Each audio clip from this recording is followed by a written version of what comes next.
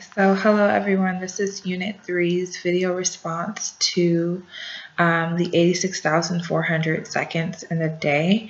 First and foremost, I find that it's, very cool to see some of the things that we are working on, possibly like in our jobs and in our work, reflect itself in school and then vice versa.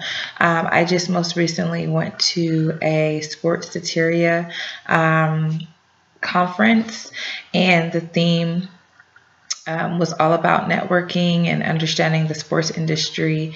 And then at the very end, our keynote speaker was John Wooden's nephew, actually. And so he had a very quick presentation about John Wooden and his work ethic and the pyramid of success. And so I think it's really cool to be able to talk about this 86,400 seconds within a day and how it directly affects us personally. Another cool thing is I literally just had the same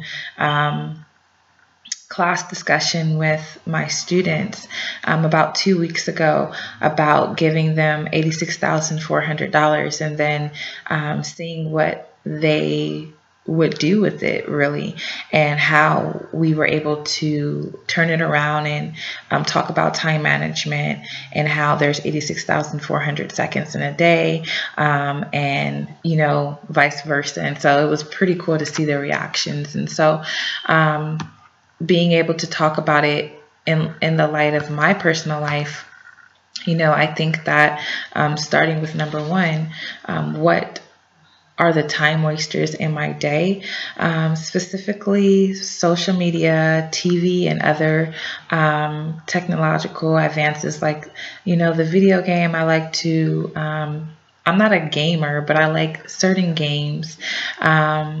Also worrying about what needs to be done, what needs to be turned in, what needs to be cooked, who needs to pick up my daughter at this time, that time. I mean, a lot of anxiety and worrying goes into wasting time. And then I would say work and school outside of the designated scheduled time frames that we set for ourselves. I know that it's not easy trying to work full time and still be in school full time, and you have obligations for both. But I feel like for me personally, I kind of waste time in my day when I go outside of the designated time period, because that just takes away from my family time, personal time, and things like that. And so what does it mean to you that each day should be a masterpiece? I think that we all have obligations, and I think the first and foremost thing, for me at least, is being able to wake up in the morning and first and foremost just being grateful and understanding the blessing that was bestowed on me to be able to wake up, because so many people weren't able or were not given the gift to wake up. And then the next thing that I always think about is being able to wake up and all that I have. And so often we think about what we don't have, what's happening to us, that kind of gets us in a sticky situation, and we forget about all the other good things that are happening to us and all the good things that we have. So I definitely think about that first and foremost to start off my day. And then secondly, in order to create this masterpiece, I think a masterpiece involves the good and the bad. And so, I take the good, the bad, the fears, the doubts, and I just give it all to God at the beginning of the day. So then that way my day will be structured to how He wants it to be, because everything is already predestined. And so I definitely pray for understanding of what happens throughout the day, so that way I can be at peace for when things happen that probably are not favorable to me, or things that I'm not expecting. I just ask for understanding to continue in and in operating in a peaceful manner. And then number three, what would this look like?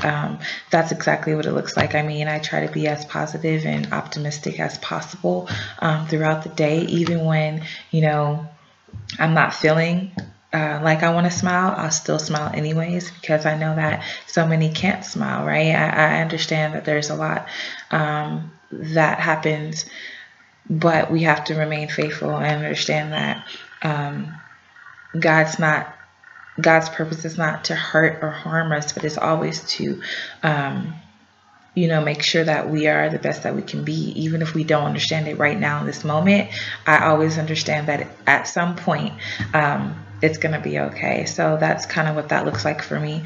And that's exactly how my faith, beliefs, and values helps create the masterpiece of my life. And so, just making sure that I am being diligent and remaining faithful, and definitely practicing what my beliefs are, I feel like that completes my complete masterpiece. So look forward to everyone else's responses. Thanks.